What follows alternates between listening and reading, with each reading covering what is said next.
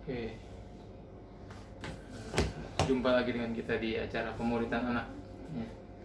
Kali ini kita sudah sampai di kisah Elia. Burung-burung gagak memberi makan Elia. 1 Raja-Raja 16 dan 17. Silakan dibaca, guys. Burung-burung gagak memberi makan Elia. Ahab menjadi raja Israel. Dia melakukan yang jahat, bahkan lebih jahat dari raja-raja sebelumnya. Nabi Elia berkata kepada Ahab, "Aku adalah hamba Tuhan. Selama beberapa tahun mendatang, tidak akan ada embun atau hujan sedikit pun di negeri ini." Setelah itu Allah berkata kepada Elia, "Bersembunyilah di tepi sungai Kerit. Engkau akan minum dari air yang mengalir di sana. Aku akan menyuruh burung-burung gagak memberimu makan." Lalu Elia pergi ke tepi sungai Kerit. Burung-burung gagak membawakannya roti dan daging tiap pagi dan tiap siang. Dan ia pun minum dari air yang mengalir di sana. Udah. Seperti biasa, kita mulai dengan Injil. Injil adalah kabar baik. Apa kabar baiknya? Kabar baiknya adalah Allah turun ke bumi dalam rupa manusia yang bernama Yesus. Dia menjalani semua perintah Bapaknya di perjanjian lama dengan sempurna. Harusnya kita manusia yang menaati perintah Allah. Pada akhirnya dia masuk ke Yerusalem, dia ditangkap, dihina, dipukul, disiksa, dan disalibkan. Harusnya kita manusia yang dihukum, tetapi dia tanggung semuanya di pundaknya. Dia didirikan dan diremukkan oleh Bapaknya sendiri untuk memuaskan murka dan keadilan Bapaknya. Dia mati di kayu salib, dia dikuburkan, 3 hari kemudian dia dibangkitkan sebagai tanda pembayarannya telah lunas dan nama baiknya telah dipulihkan. Karena dia bukanlah seorang penjahat, melainkan anak Allah. Karena kebangkitan Yesus adalah lambang kemenangan bagi kita orang dosa. Jadi kita orang dosa supaya bertaubat dan percaya Injil agar dapat diselamatkan dan dapat masuk ke surga dengan mengandalkan kebenaran Kristus. Elia. Tahu dong siapa Nabi Elia? Dia dianggap wakil dari nabi-nabi. Nabi besar lah ini. Di Israel kan banyak nabi tuh. Nah, Elia ini dianggap sebagai wakil menurut tafsiran penafsir. Kisahnya ketika waktu Yesus bertransfigurasi ketemu di atas gunung dengan Elia dan Musa. Ingat nggak? Itu di Markus berapa itu? Nah, Musa itu dianggap sebagai pembawa Taurat, Elia dianggap sebagai wakil dari nabi-nabi. Mereka ketemu bertiga. Elia ini hidup di zaman Ahab. Ya, Ahab itu raja Israel. Ya, jadi Israel itu sering dipimpin oleh raja-raja jahat. Ya, semenjak mereka minta raja itu di zamannya Saul. Nah, sampai tiba di kisah Ahab, ya, 1 Raja-Raja 16:30, Ahab bin Omri melakukan apa yang jahat di mata Tuhan lebih daripada semua orang yang mendahulunya. Jadi di zaman Ahab ini melakukan apa yang jahat di mata Tuhan lebih daripada semua orang yang mendahulunya. Jadi ini raja lebih jahat dari raja-raja sebelumnya. Raja-raja sebelumnya aja udah jahat. Nah, ini dibilang lebih jahat lagi. Ya, dia mengambil Isabel, anak Etbal, raja orang Sidon. Nah, ini kawin campur dari orang yang nggak kenal Tuhan, penyembah berhala, diangkat menjadi istrinya, sehingga ia pergi beribadah kepada Baal dan sujud menyembah padanya. Si Ahab ngikut istrinya sujud menyembah ke dewa lain. Kemudian dia membuat mesbah untuk Baal di kuil Baal yang didirikan di Samaria. Sesudah itu Ahab membuat patung Asyera. Ahab melanjutkan bertindak demikian sehingga ia menimbulkan sakit hati Tuhan Allah Israel lebih dari semua raja-raja Israel yang mendahulunya. Kalau zaman dulu berhala itu kebanyakan menyembah dewa lain. Kalau sekarang, zaman sekarang ini, segala sesuatu yang menjauhkan kamu dari Tuhan itu bisa kita sebut berhala. Contohnya TV, game, mau doa ditunda, main game dulu, mau belajar firman tunda, nonton TV dulu. Nah itu bisa disebut berhala karena itu menjauhkan kita dari Tuhan.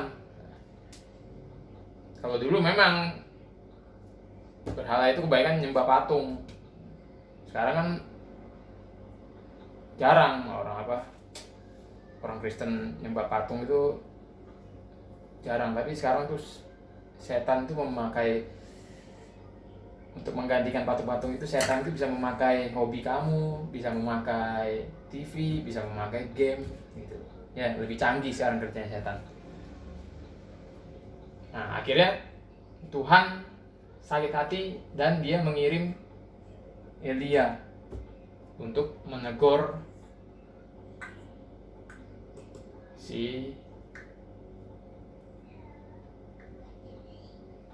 Ahab kan tuh di 1 Raja-Raja 17 ya. Mana tuh? Nih di sini kan sini. Nabi Elia berkata kepada Ahab, "Aku adalah hamba Tuhan, selama beberapa tahun mendatang tidak akan ada embun hujan sedikit pun di negeri ini." Setelah itu Allah berkata kepada Elia, "Bersembunyilah ke sungai Kerit." Jadi si Elia disuruh Tuhan ke Ahab, bilang nggak bakal ada hujan selama 7 tahun. Terus habis ngomong gitu, si Elia disuruh sembunyi, ya. Nah, kenapa kok Tuhan marah? Ya karena ini selaras di Ulangan 11 ayat 16 dikatakan, "Hati-hatilah supaya jangan hatimu terbujuk sehingga kamu menyimpang dengan beribadah kepada Allah lain dan sujud menyembah kepadanya." Ya, sudah diperingatin bangsa Israel dari di kitab Ulangan dari awal sebelumnya, sebelum punya raja. Ayat 17, "Jika demikian maka akan bangkitlah murka Tuhan terhadap kamu." Ya, kalau orang Israel beribadah kepada Allah lain, bangkitlah murka Tuhan terhadap kamu dan ia akan menutup langit sehingga tidak ada hujan, tanah tidak mengeluarkan hasil. Lalu kamu lenyap dengan cepat dari negeri yang baik yang diberikan Tuhan kepadamu. Jadi Tuhan sudah pernah ngomong, kalau kamu menyembah berhala, ya nggak ada hujan, Tuhan akan menutup langit, nggak ada hujan dan tanah tidak akan mengeluarkan hasil. Karena dulu orang Israel kan pekerjaannya dari bertani, bercocok tanam. Jadi kalau Tuhan mau menghukum mereka, Tuhan tinggal nutup langit, nggak ada hujan, kelaparan semua, kering semua. Elia juga sama, dia berdoa. Di Yakobus 5 dikatakan dia berdoa, tapi tetap itu pasti Tuhan yang nyuruh dia gitu. Karena di kitab-kitab di masa-masa sebelumnya Tuhan sudah pernah bilang jangan beribadah pada Allah lain. Akhirnya dihukum 7 tahun tanpa hujan. Terus Elia pergi ke sungai Kerit, ya. Di situ dia dikasih makan oleh burung-burung gagak, dipelihara oleh Tuhan, ya, dan minum dari air yang mengalir di sana. Nah, apa sih hubungan Elia dengan Perjanjian Baru, dengan Injil? Ya, itu berapa tuh?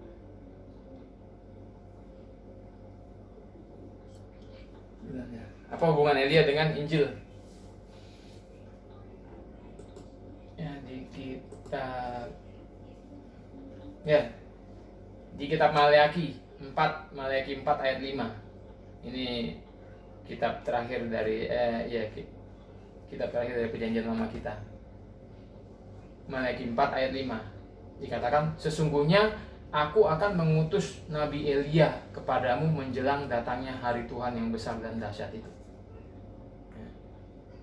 Ini kalau menurut penafsir, hari Tuhan yang besar dan dahsyat itu bisa menunjuk pada kedatangan Yesus yang pertama dan kedatangan Yesus yang kedua. Karena di ayat 1 Malaki 4 ayat 1, bahwa sungguhnya hari itu datang menyala seperti perapian, maka semua orang gegabah yang tiap orang berpasik menjadi seperti jerami yang akan terbakar oleh hari yang datang itu. Nah, ini ayat 1 ini menggambarkan kiamat, hari kedatangan Yesus yang kedua kali.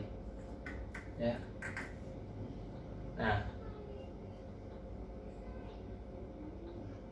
ayat 5, sesungguhnya aku akan mengutus Nabi Elia kepadamu menjelang datangnya hari Tuhan yang dahsyat dan besar itu, maka ia akan membuat hati bapak-bapak berbalik kepada anaknya dan hati anak kepada bapak-bapaknya, supaya jangan aku datang memukul bumi hingga musnah. Ini menunjuk pada kedatangan Yesus yang pertama kali.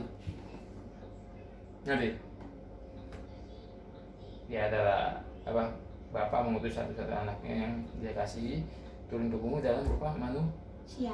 Itu kedatangan Yesus yang pertama kali digambarkan di ayat 6. Kedatangan Yesus kedua kali digambarkan di ayat 1. Jadi datangnya hari Tuhan yang besar dan dahsyat itu ayat 5 ini bisa menunjuk pada pertama kali dan kedatangan ke dua kali. Jadi Elia itu yang membuka jalan. Nanti. Nah, waktu itu yang membuka jalan buat Yesus siapa? Yohanes Pembaptis. Ya. Makanya di Matius 17 ya, ayat 10, lalu murid-murid bertanya kepadanya, kalau demikian mengapa ahli-ahli Taurat berkata bahwa Elia harus datang dahulu? Ya. Ini kan menunjuk pada yang tadi, Malaki 4 ayat 5. Ahli-ahli Taurat berkata bahwa Elia harus datang dahulu sebelum Mesias itu datang. Jawab Yesus, memang Elia akan datang dan memulihkan segala sesuatu. Dan aku berkata padamu, Elia sudah datang, tapi orang tidak mengenal dia dan memperlakukannya menurut kehendak mereka. Demikian juga anak manusia akan menderita oleh mereka. Pada waktu itu mengertilah murid-murid Yesus bahwa ia berbicara tentang Yohanes Pembaptis. Jadi Yohanes Pembaptis ini dianggap menurut Yesus, ya kan Yesus yang ngomong kan, Elia sudah datang. Yohanes Pembaptis ini menurut Yesus itu menggambarkan Elia, gitu, bukan reinkarnasi ya. Ini mereka hanya menggambarkan Elia. Yohanes Pembaptis menggambarkan Elia. Kenapa bisa dibilang gitu? Karena mereka ini memang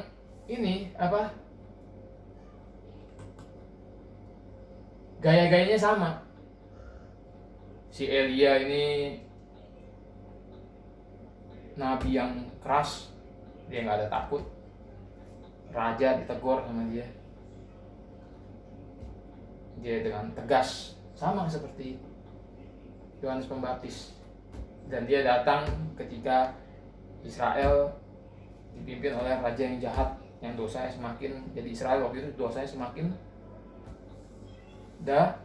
dalam. Ya. Yohanes Pembaptis juga sama. Yohanes Pembaptis padang gurun Yudea dan memberitakan, bertobatlah sebab kerajaan sorga sudah dekat.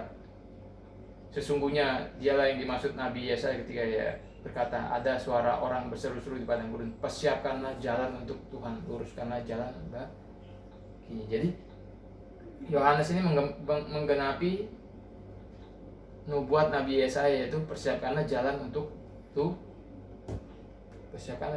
Yesus. Yohanes yang mempersiapkan, membuka jalan, yang di kitab Malaki dibilang Elia. Jadi Yohanes ini menggambarkan Eli.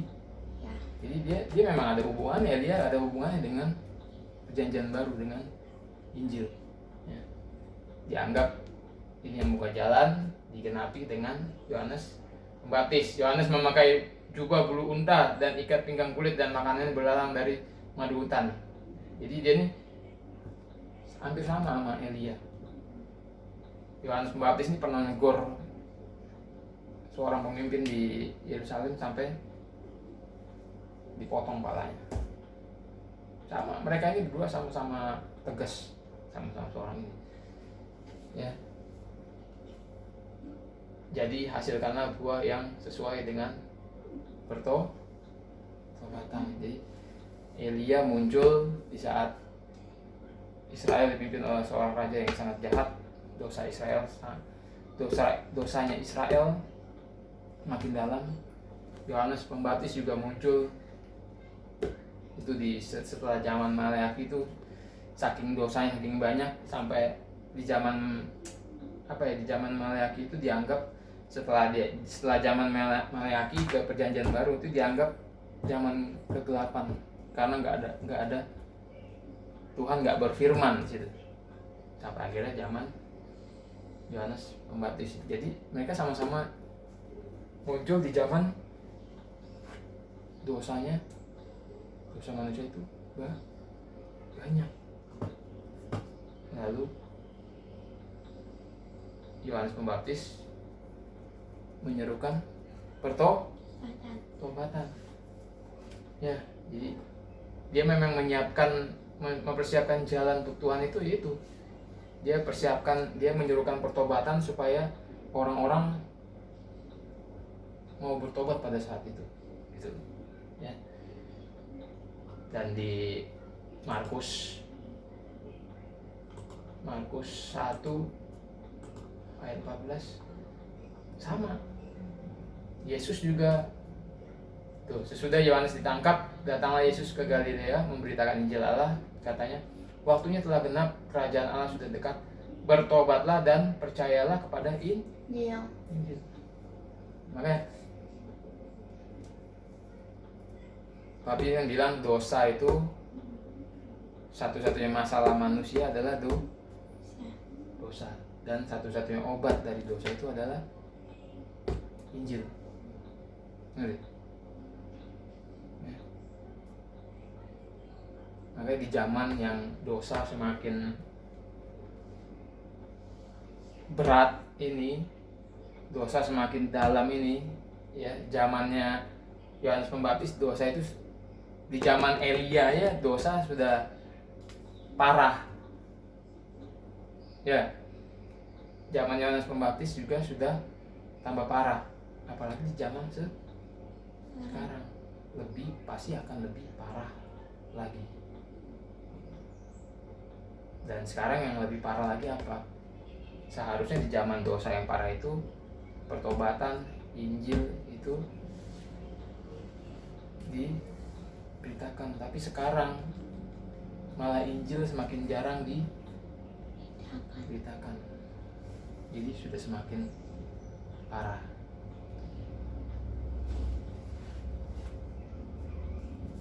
Zaman sekarang ini diperlukan seorang nabi seperti Elia, seperti Yohanes Pembaptis, bukan nabi palsu yang cuma memberitakan hal-hal yang enak, ya. Hal-hal yang gak ada hubungannya dengan Injil. Yang diberitakan hanya kemakmuran, mukjizat yang gak ada hubungannya dengan obat dari dosa, gitu. Ya. Makanya sekarang zaman ini sudah semakin parah. Di Maleakhi 4 ayat 5, ya, menjelang datangnya hari Tuhan yang besar dan dahsyat itu, ya, firman Tuhan bilang apa di ayat 4 sebelumnya? Ingatlah kepada Taurat yang telah kuperintahkan kepada Musa hambaku di Gunung Horeb untuk disampaikan kepada seluruh Israel, yakni ketetapan-ketetapan dan hukum-hukum. Jadi ketika dunia ini semakin bejat dengan dosa, Tuhan bilang ingatlah kepada Taurat diperintahkan kepada Musa. Kalau ini kan dulu. Jadi yang dimaksud Tuhan tuh di hari yang semakin bejat ini kita harus ingat sama firman Tuhan, supaya hati bapak-bapak berbalik kepada anaknya dan hati anak-anak berbalik kepada bapak-bapaknya. Ini apa? Ini menunjukkan apa? Rekonsiliasi, pemulihan hubungan.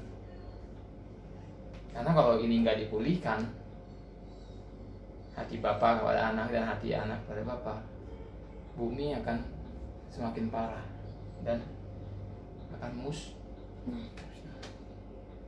Di perjanjian baru di zaman ini kita tahu bahwa satu-satunya obat yang bisa melawan dosa adalah Injil. Ya. Yesus disalib, dia ditikam dan diremukkan oleh bapaknya sendiri untuk memuaskan keadilan dan murka bapaknya. Ya. Allah itu hakim yang adil, dia harus menghukum. Tapi gimana cara dia tetap dikatakan adil tanpa menghukum? Dia juga Allah yang kasih, dia harus melakukan sesuatu untuk manusia supaya manusia bisa selamat. Bagaimana caranya dia hakim yang adil bisa tetap dikatakan adil tanpa menghukum? Dia lakukan sesuatu, akhirnya dia utus satu-satu anaknya untuk mengambil semua hukuman itu supaya keadilan bapaknya bisa dipuaskan dan murka bapaknya itu bisa diredam dan berubah menjadi kedamaian. Jadi hati bapak berbalik kepada anaknya dan hati anak kepada bapaknya. Jadi hanya Injil yang bisa meredam hati Bapa di surga, mendamaikan hati Bapa di surga yang murka melihat dosa dan kejahatan manusia. Hanya Injil yang bisa meredam itu dan membuat kita diselamatkan. Jadi Injil itu sangat penting. Kita nggak boleh ngikutin sekarang, walaupun zamannya orang jarang memberitakan Injil. Kita nggak boleh, kita harus bisa melawan arus. Kita harus tetap konsisten memberitakan Injil, apalagi di zaman yang sekarang, zaman pandemi, zaman virus, penyakit. Ini hampir sama zamannya Elia dulu, ya kan? 7 tahun kelaparan, mungkinnya kita sekarang bisa 7 tahun kena pandemi. Artinya apa? Memang dosa memang semakin ini. Kenapa bisa ada wabah penyakit, bencana ini? Memang harinya sudah semakin dekat. Dosa sudah semakin parah. Takaran dosa sudah hampir penuh. Makanya kenapa kita harus terus memberitakan Injil? Pakai internet. Kan yang paling cepat tuh ya pakai media sosial, internet. Oke. Makanya orang Kristen, kita sebagai orang Kristen tuh harus mengerti Injil dengan baik, dengan benar, terutama. Jadi kita bisa memberitakan itu ke orang lain